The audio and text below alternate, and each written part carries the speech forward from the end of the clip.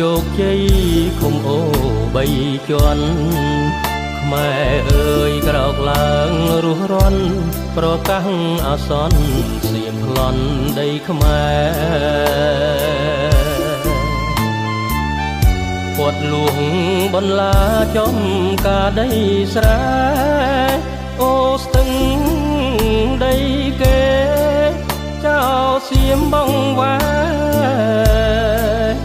កែប្រវត្តិសាស្ត្រមិនឈរ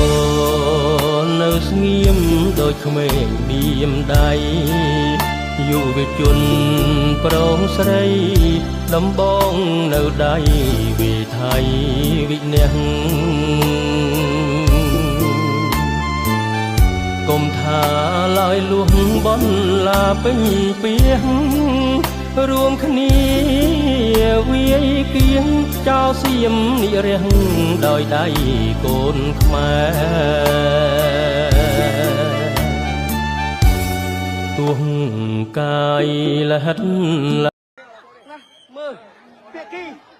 ខាងយើងមើលនោះគេប្រើខែរុញមកលើប្រជាជនយើងឯងបងប្អូនគេប្រើដៃរុញលើប្រជាជនយើងឯងបងប្អូនកងទ័ពកម្ពុជាវរៈកងទ័ពកម្ពុជាប្រឹងទុកបាទប្រឹងទុកឥឡូវនេះសៀមរុញលើខាងនោះថាភាគីថៃប្រើដៃរុញភាគីកម្ពុជាយើងប្រឹងទុកបងប្អូនវរៈកងទ័ពយើងប្រឹងទុកតែភាគីថៃនៅតែក្លើមប្រហែលបាទភាគីថៃក៏ក្លើមប្រហែលណាស់បំពេញណាស់បំពេញលើ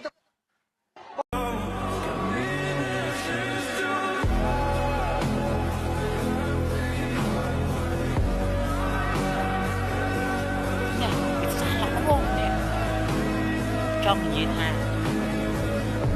mai 白江村为您带来边境一线的最新情况。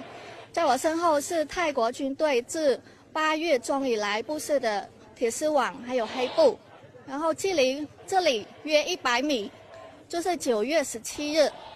爆发的最严重的一次冲突。9月17日下午，约300名泰国军警携带防爆装备，企图在这里延伸布设铁丝网，结果遭到检方的坚决阻拦。冲突中，泰方发射催泪弹和橡胶子弹，造成28名柬埔寨公民受伤，其中